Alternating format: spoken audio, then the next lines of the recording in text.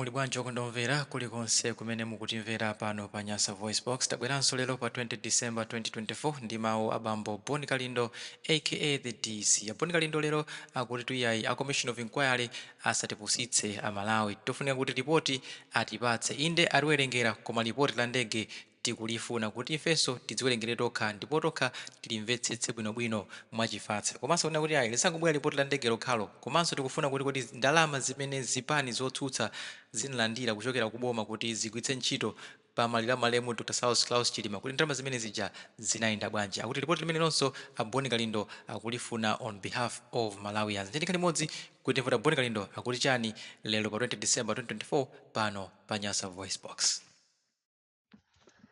Kwana amene mwangobadwa kumene komanso ino akuluakulu amene mudakali m'Malawi muno koma mudakalibe ogona kumasoko anonso munapukutebe pakana lero. Kuno ndi ku Malawi dziko looneka ngati laling'ono koma zochitika zake mkatimo ndi zazikulu kuposanso ku America. Dziko looneka losauka koma atsogoleri ake ukawafufuza ali ndi chuma chopsa koma chokuba. Dziko lomvetsa chisoni limene limalamulidwa ndi mamafiya. Kulibeko zokuti uyu ndi mbusa ayi, kulibeko zokuti uyu anaphunzira kwambiri ayi. Onse ophunzira makamaka amatenganso anthu a Malawimo ngati zisiru kuti samaganiza. Usamuone atavala ndithu jekete ya white kapena kolala ya white ndikumanena kuti upulumuka ndalama zipulumuka ayi. Kunoko ndi ku Malawi kumene kumachitika zinthu zoopsa kwambiri. Kaziko kamene kamatchedwa Malawi kapena kumasulira kwake muchichewa tinene kuti kutentha.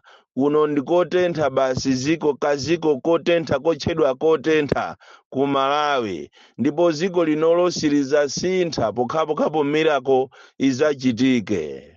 Pomafika mawa lino loweruka ndiye kuti tikwanisa 7 days 1 week chitulukireni ripoti lija la kuchikangawa limene likunena za imfa ya Saulos Chilima, Vice President wa dziko la Malawi, amene ndi anthu ena 8 anamwalira mu ngozi ya ndege. Ndipo Amalawi akhala akufunafuna chilungamo mpaka lero sichikuziwika.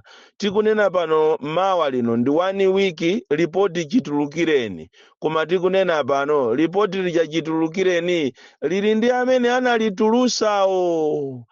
Kuchalichi kulibe, mabishopu alibe, ku parliament kulibe, dziko loseno la Malawi anthu kapena PDF alibe. Chimene akuziwa makomishonawo ataona kuti apanga blanda ndiye athamangano sipano ndikumakachita ma correction.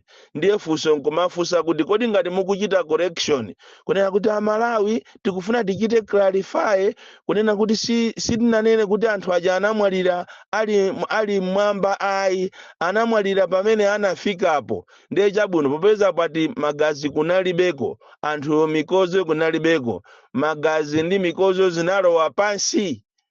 Ngati mukubwera kumachita clarify kuti ayi simunatimvese ndiye nanga popeza ngati sitinakumvese nanga mmawere ngati ndi inutu.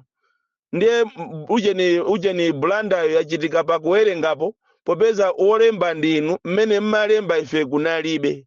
Ndiye mukubwera ndikumadzachita clarify. Ndipo mpaka leroli ripotiro palibe amene ali nalo chifukwa ripotiro linali la ifeyo a Malawi. Munayenera mutipase ife, munayenera muapase ma families awerenge, madokotala akhale nawo, ma CSOs akhale nawo, machalichi osiyana-siyana, maembasi akhale nalo ripotiro. Ndiye mwalitenga ripotiro ndikulisunga m'manyumba mwanu kutitenga ife ngati zisiru kapena ndani. Apa zikuchita kuoneseratu kunena kuti inu nonse ma commissioners ndinu makape kwambiri, anthu okuba, anthu opanda chilungamo. Ndiye kuti ripoti limene chakulibeko Amalawi ziwani kunena kuti ripoti kulibe. Anthu awa ni mamafiya kuteko anapangana zokuti tiyeni tiyabwatike Amalawi. Anayiwala kunena kuti kunja kuno kuli Mulungu, ndipo Mulungu akuona china chilichonse.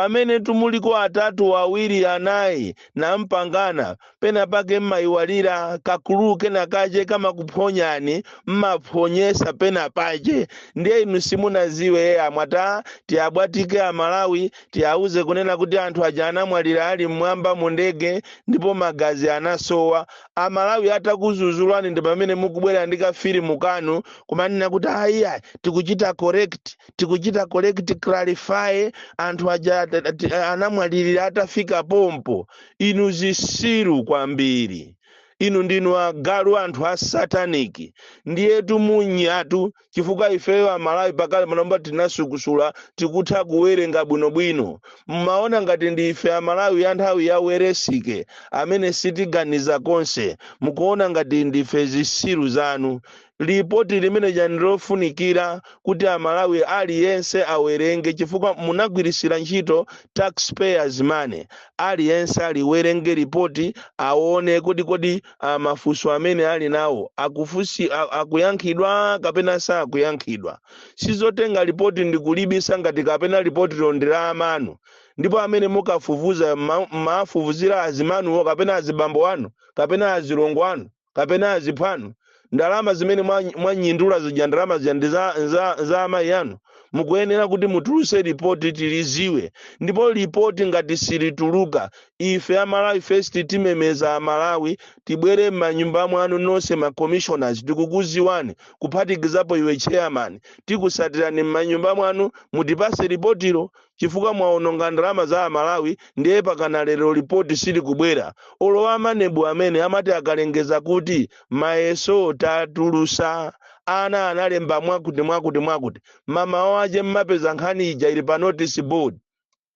mmaipeza ili pa internet koma ripoti ilili pa internet palibe pa board pena palipose palibepo olo pdf kuti ulisake kunena kuti ungodinda kunena kuti chikangawa plane crash palibe pamene ikutuluka kutitenga ife ngati zisilu kutitenga ife ngati sitimaganiza ndiye ripoti likufunika ripoti litithandizira kwambiri kuti tuone kuti kodi anthu amene anamwaliraja anamwalira bwanji mukulephera kupereka ripoti ngakhale kuzipani izi zinagawana ndalamazi ndiponso zikumveka kunena kuti iyi ndiye ati ndi ndondomeko ya boma kunena kuti zikachitika chonja imeja ndi state funeral boma lo limayenera litenge ndalama lipereke ku ma stakeholders komanso lipereke ku zipani zina kuti for logistical purposes chabwino tizitenge kuti ndalama zomwe analandira for logistical purposes ndiye munapereka ripoti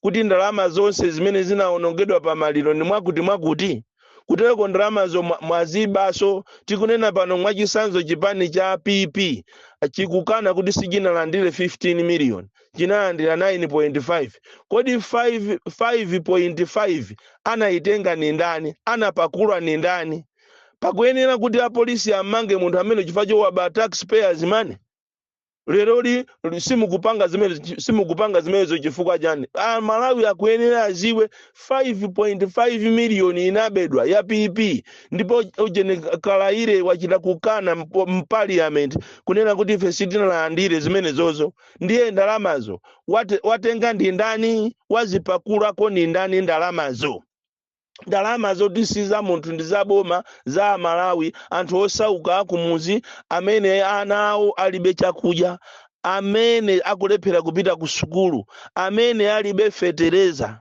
amene misewu ndiyonongeka kwambiri misewu ndiyonongeka koma Mungu oba ndalama ndikumana mangati mukupanga zitukuko ndi ripoti limeja likufunikira kuti aliyense aliziwe munenenso pamaliro paja kuti ndalama zimene zinaonongeka ndi zingati kodi 1.5 billion ikumvekayi inaonongeka how inachitika chani munagula chani ndi chani ndipo umboni yache ndi uti malisiti ndi yati ena amalandira ndalama koma chipani chawo amayenda okha munthu yokuchipaniko aliko yekha amene ndikukalandira mwina 10 million ndikukalandira 18 million kugawana ndalama munthu muchipanimo alimo yekha. Ndiye tikufuna tiziwe ifeyo amene anyake ya ndalama kuti ndalama zimunazigawana bwanji. Yes, it is a requirement a state funeral chifukwa ndafusafusa muzipani zambiri zulo nimayimba mafoni ndayimba mafoni ine kuti ndiziwe ngati nzika ya Malawi kunena kuti kodi ndalama zimene mukagawana mmagawana izona iniyo mmene ndikukuziwirani iniyo mungatenga ndalama masamuli nazo. Ndi pamene ambiri amandiuza kuti ayi ndi requirement mwanawe requirement ndi state funeral. Olo nthawi ija ya malemu Efero Mutalika maliro anakafika pakana kunzuzu zonse zija mazipani zosiyana zinkapita chimozimozinso maliro a Bingu anthuso ankapita malo osiyana logistically boma linachita provide chifukwa osapanga zimene ziterekeze kuti maliro ngati a Bingu a Mutalika ndiye kuti zikati zisachitike zimenezo. President amene analipo nthawi imeneyo akanapangidwa accused kwambiri. Izo ndizomveka koma ndalama zaenda bwanji 1.5 billion ndi ndalama zambiri kwa basi.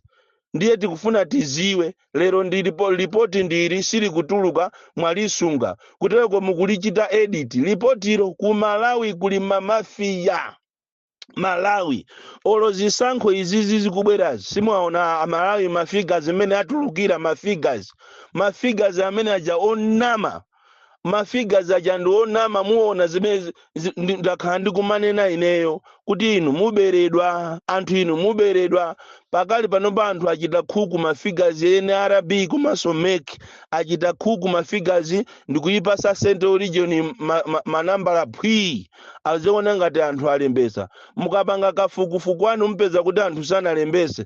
That is why pakufunikira inu a opposition musagone pabwere ma auditors mukaloyo ma computer muonemo kuti anthu ndi akwanadi chochija lilongo yalembesadi 3 chakuti miliyoni nanga kwina koseko popeza anthu sanalembese. Olo muti achina Brian Bandaja kaya babeza MBC ndi ujeni TV komanso wireless ya anthu andale makape amene ankaoneka nthawi imene kuti akuna azimirira Malawi lero akupanga za MCP zisiru anthu ena aja akulu wa imvi zawo kaya maopa kumangidwa lero alivyende ati kumapanga ati program ati timvese za uchisiru zeni kutitenga ife ngati makape kutitenga ife ya Malawi ngati osaphunzira. Olo mutapanga mujene ma program mufuse mafoni ini program mupeza kuti 3/4 ya Malawi sanalembese chisankho ichi ndiye 3 chakuti miliyoni mukunenayo alembesa ndi zizukulu za alongwako alembesa ndi zizukulu za amako. Uchisiru ife sitimafuna ku Malawi kuno kwayi ndipo ngati mmatola anthu muziatola omwewo ife ndiye tikubandulani munomo muno izafikapo siku linayo kubandulana tizabandulana osamalitenga ziko lingati ndilanu. Ayi ndiye pano tikufuna ripoti ma commissioners mwa bandalama za Malawi tikufuna ripoti libwere within 2 days ngati ripoti silituluka ife tichita mobilize a Malawi tipite pansewu komanso tipite m'manyumba mwanu ma commissioners anthu opanda chisoni inuyo anthu okuba ino ndipo litithandizira ripoti limene lili likatuluka tiziwe kuti kodi amene anachita laye under oath ni ndani chifukwa kulumbira ndikumaka nama ndi crime. It is a crime in Malawi. Ndiye tiziwe kuti kodi amene amamuuza na maenda kunena kuti ndege inakafika kunzuzu ndiye inabwezedwa ananenayo ndi ndani amamuuza ndi ndani. Ndege inamenya phiri Valentino Phiri amene ponena ndege inamenya phiri anamuuza kuti ndege inamenya phiri ndi ndani. Zimenezo zitithandizira chifukwa ndi imfa imene ndi imfa yopweteka kwambiri. Imfa imene timati tikakhala ambiri ife sima timaitaya osaija paka na lero ngati iniyo mmaja misima zanu namukhuta afiti ino asatanic iniyo muzibanga zimene koma ife zimatipweteka tikamuganizira Shaniru tikamuganizira Chilima tikaganizira wose oyendesa ndege zimatipweteka ifeyo zimatipweteka zimatipweteka ifeyo. Chisiru inuyo.